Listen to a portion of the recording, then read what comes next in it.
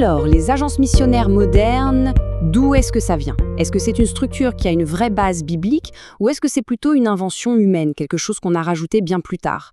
Eh bien, la réponse pourrait se trouver dans un plan en deux parties qui a toujours été là, sous nos yeux, au cœur même du Nouveau Testament. Allons voir ça de plus près. Pour commencer, il faut revenir à la base. Quand on pense aux tout premiers chrétiens, comment est-ce qu'on imagine leur organisation?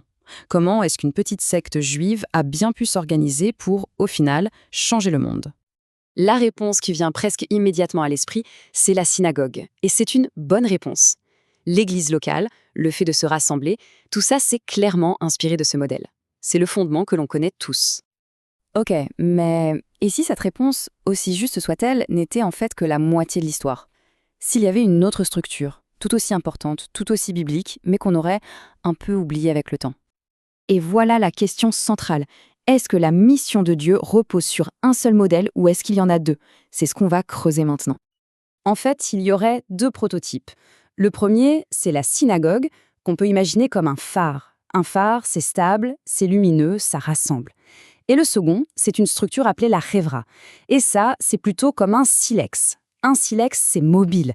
C'est fait pour être emporté, pour aller au loin et créer des étincelles, pour allumer de nouveaux feux là où il n'y en a pas.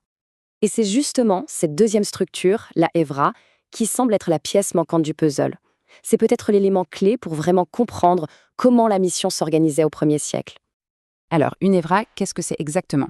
C'est un mot hébreu qui veut dire confrérie ou association. Il faut l'imaginer comme une sorte de groupe de travail de volontaires, unis non pas pour le culte du dimanche, si on veut, mais pour une mission très, très spécifique. Un vrai groupe d'action. Et attention, ce n'était pas du tout un phénomène marginal. L'historien Israël Goldman le dit très bien.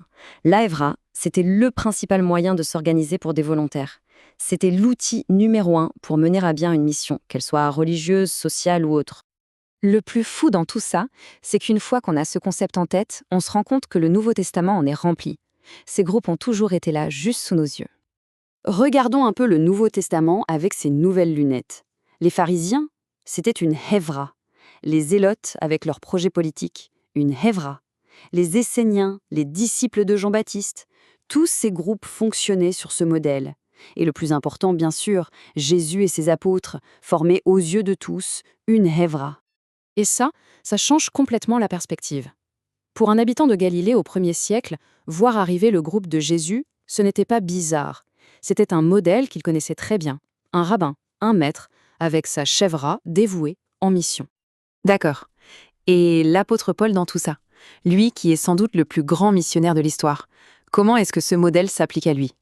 Eh bien, le point absolument crucial, c'est que Paul, avant d'être l'apôtre, était Saul, le pharisien. Et il a donc passé des années au sein de la chèvra la plus structurée de son époque.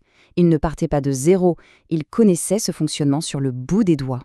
La stratégie des pharisiens était simple et efficace. D'abord, on forme une équipe mobile, une Hevra. Ensuite, on arrive dans une ville. On va à la synagogue pour présenter son message. Après ça, on invite ceux qui sont intéressés à une rencontre plus informelle pour approfondir. Et enfin, on leur propose de rejoindre le mouvement. Ça ne vous rappelle rien? C'est exactement ce que Paul a fait. Il a pris le modèle qu'il connaissait par cœur et l'a adapté. Il a formé des groupes missionnaires, ses propres Hevra chrétiennes, et avec ses équipes, il a voyagé pour implanter des églises locales, des communautés stables sur le modèle de la synagogue. Il a utilisé les deux structures. Et on en revient à notre image de départ, le phare et le silex. Ce ne sont pas deux idées qui s'opposent, mais bien deux partenaires, deux outils complémentaires pour accomplir la même mission. Et ça, c'est l'idée la plus forte qui nous vient du penseur missionnaire Ralph D. Winter. Le Nouveau Testament, en fait, ne nous donne pas un organigramme rigide à copier-coller pour l'éternité. Il nous montre un principe, comment observer le monde autour de nous et comment adapter des modèles qui fonctionnent pour servir l'Évangile. C'est ce qu'on appelle l'équivalence dynamique. La conclusion est donc assez radicale. Loin d'être une invention moderne ou une structure para-ecclésiastique, une sorte d'ajout, les agences missionnaires sont en réalité la continuation directe du modèle de la Hevra. Elles sont le silex de notre époque, la structure mobile, spécialisée, qui vient compléter le phare qu'est l'église locale. Ce qui nous laisse avec une question fondamentale pour aujourd'hui. Si ces deux structures, le phare et le silex, sont toutes les deux légitimes et bibliques, alors comment sont-elles censées collaborer? Comment faire en sorte que le silex mobile et le phare stable travaillent main dans la main, en parfaite harmonie, pour la même mission? Voilà le grand défi que ce modèle redécouvert nous lance.